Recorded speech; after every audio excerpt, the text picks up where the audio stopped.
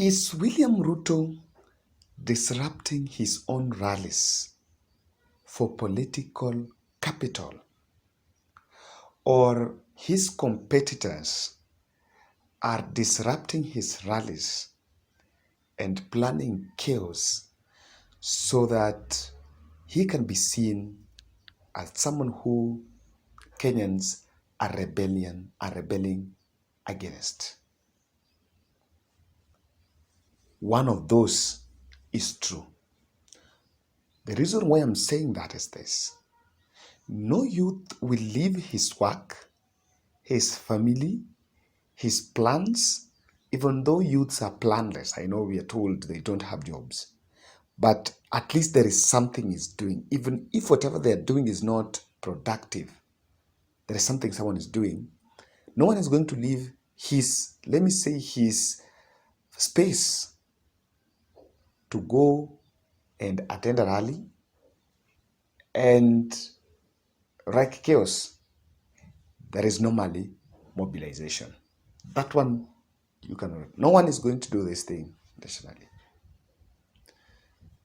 There is normally that mobilization. Yesterday, this weekend, on 16th, William Ruto's rally at Jacaranda was marred with crowd trouble. What is really worrying is that this is the second time he's seeing a photo, he's seeing a situation where tear gas canisters are thrown in the stadium when his rallies are going on. Because that was last year in November, on 10th November. He also seen the same at Kondele. And the script seems to be the same. Now, me want to ask whether someone is responsible or he is planning them himself. But before I advance those two scenarios, let me first tell you what I know, what I understand about that Jacaranda rally. Yesterday, on that Sunday, I was in Huruma, not Huruma, I was in Donom, and I passed in Jacaranda because I actually wanted to attend that rally. We were told that it was starting from 10, so I went there, I think, around 9:30. And what I found there were tents by UDA, which were the majority. I think there were some some 3 tents, and they were at the dais. Then, directly opposite, around the gate there was another small tent by a group of people that called themselves Bunge la Mwananchi. Now, this Bunge la Mwananchi was majorly ODM supporters. And of course, they were now doing the politics, and they were doing some small cohort groups and campaigning, discussing about William Ruto's visit, about ODM, about what is trending in the magazines, in the gazettes, and all that.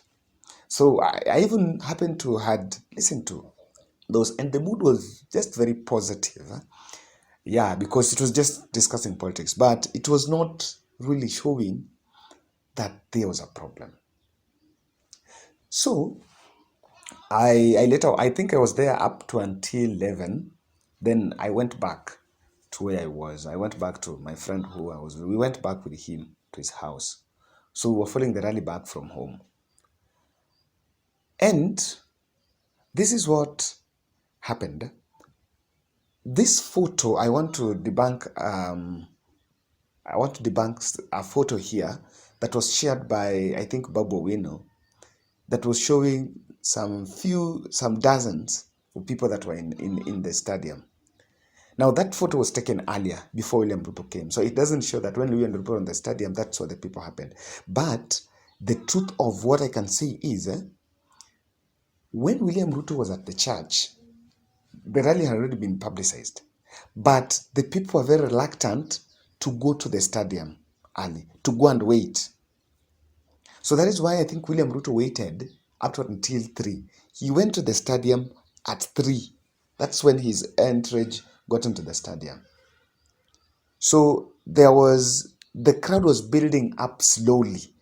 Understand? That's why I think that the tension was there. That's what I know. The tension was there even before that happened. So I wanted to look at this photo here. This is a photo, and this was William Ruto's strategy to pull that crowd to fill Jacaranda Stadium.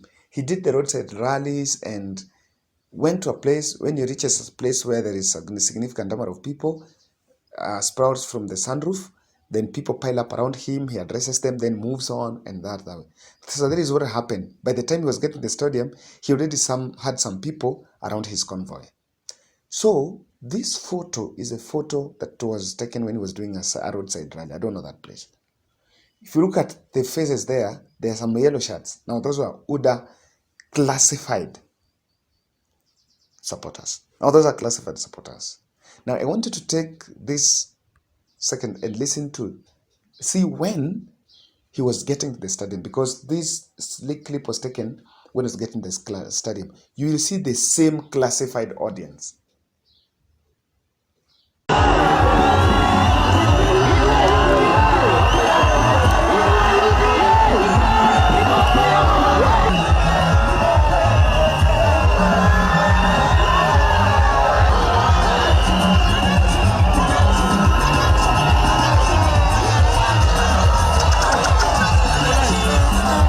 He got into the stadium. And what shows you is, even if, yes, there was mobilization, but there was that classified audience. I'm taking this because it's going to help us hapo mbele in our analysis. So guys, if you're new to this channel, kindly take a second and subscribe, give this video a like, and most importantly, our question of this video is this: who is responsible for William Ruto's rally disruptions? That's what you can tell us there. Yes, so I wanted to advance both the theories very objectively. Is William Ruto disrupting his own rallies? And if so, there are only two objectives to that. So I want to cut both sides of the coin, whether it is William Ruto, that is the Raila Odinga team, the Azimio team. So there could only be two objectives. One is to wipe emotions for the sympathy vote. In my own in my analysis, what I think is this rally in Jacaranda was a culmination of 3 days rallies in Nairobi. William Ruto has been in Nairobi for I think that was on Friday and Saturday. Then Sunday, he actually from Thursday. So, and no one really bothered about it. No one knew. Actually, only Nairobi residents, few people he visited. But if you check, you realize that Azimio has been trending all along. And so I think that his team can craft this distraction so that it can wipe the emotions of Nairobians, especially wiping the emotions by playing the victim card, so that he can be seen as someone who is being intimidated and is threatened by the state. And you know, this is his script. This has been his script that, of course, tumeteswa in government, so sijui nimenyang'anywa security, and there is this and that, there is this and that. So he can play the victim card so that he wipes the emotions of specifically UDA loyalists. That is just framing so that UDA loyalists around that place. Because again, that place is an ODM zone. That one might for sure tell you. The area MP is Babu Owino. That place is, Jacaranda is an ODM zone. So if this is the motive, then you can seek some coherence between what happened in Jacaranda and Kisumu. Another reason that he could do is to label Raila as a violent leader. Because again, one of the things that UDA team is doing is a status quo where Raila Odinga and ODM party and so is labeled as people who are violent and they should not be elected. And that is why and that is why he was actually told, he actually said that the politics of violence must end. Raila Odinga he took the word at Raila Odinga's doorstep, and he was talking by the time police were actually managing that scenario. And I find that was not so good. I think when the police were actually lobbing the tear gas, he would have sat down and another person or an area MP or someone addresses the crowd. But when the tear gas were being lobbed, his voice was on the background, telling Raila that this politics must come to an end. Now, let us look at the other side. If Azimio Moja team or if Raila team is planning it, what could be the objective? What do they stand to gain? But if you ask me, it is not Raila Odinga. It can be Raila side, but it is not Raila Odinga. Raila Odinga doesn't have that time. It doesn't have that machinery. I don't think that is not something that he really wants. So this could be the objective, though, that to brand William Ruto as, not to brand, but to show the country that William Ruto is facing some rebellion in some parts of the country. And you know, this is politics. I don't think I am not putting this under the carpet. This is politics and this is possible. To brand William Ruto as someone who is now facing rebellion in the country. That can be number one. Number two is to play a card on effects of madoadoa now. You know, I saw a response by Ongwen, director of Raila Odinga's, I think ODM director. He actually sent ODM secretariat, Raila Odinga secretariat, sent a statement to the newsroom immediately after that event when William Ruto was taking this tear gas at Raila Odinga's doorstep, and they said that they actually blamed Ruto for those disruptions, saying that he did that in 1992 during the KANU YK 92 Young Turks, KANU Young Turks, that is in 1982, and he's also staging a larger stage for execution of Madoado agenda in Rift Valley. Oh my goodness.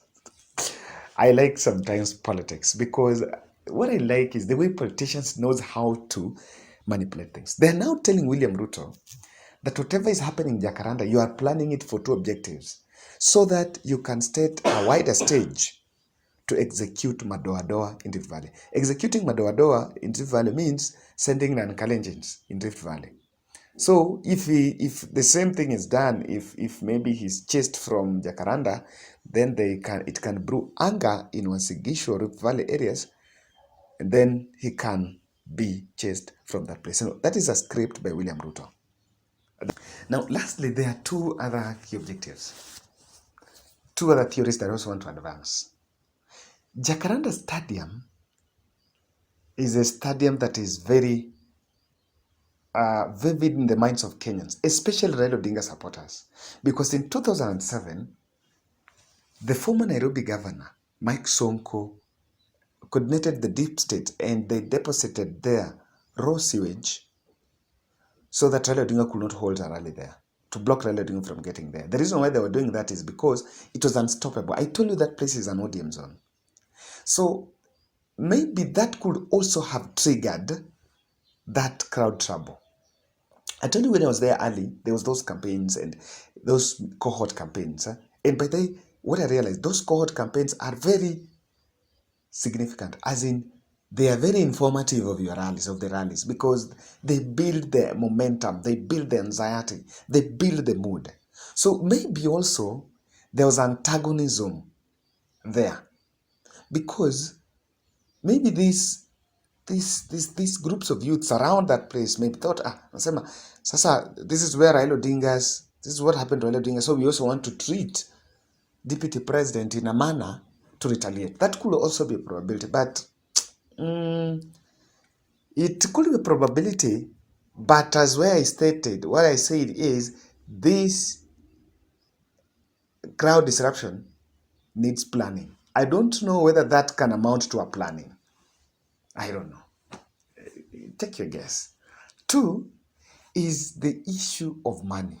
There is a clip I saw, and it's a clip by a group of youth that are saying, hatutaki pesa, tunataka baba.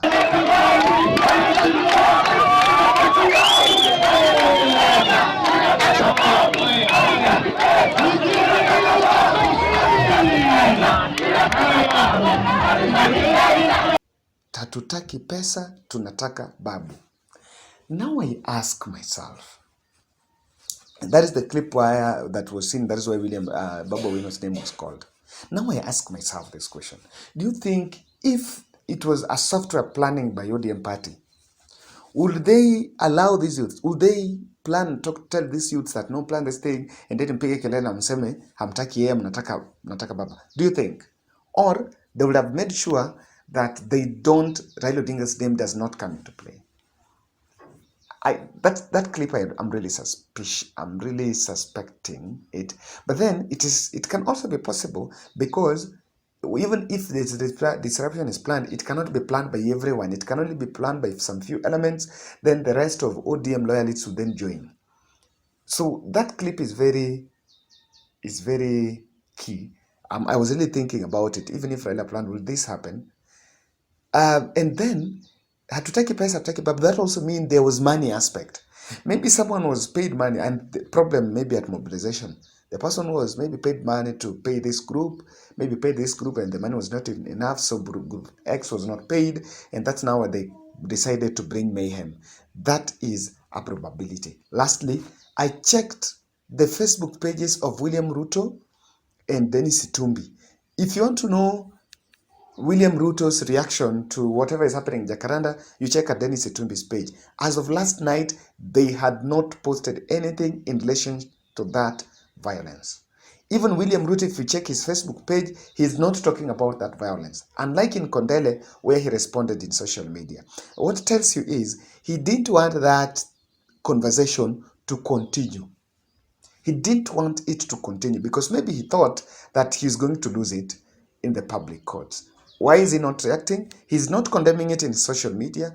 Dennis Itumbi is not reacting about it. The only leader he's also talking about is Millicent Omanga, who also sent a very small message. So, guys, the fact that William Ruto did not talk about this in his social media pages and didn't talk about this after the rally, what does that show you about that? So, guys, thank you very much. And what's your opinion? What do you think about it? What do you think about whatever happened there?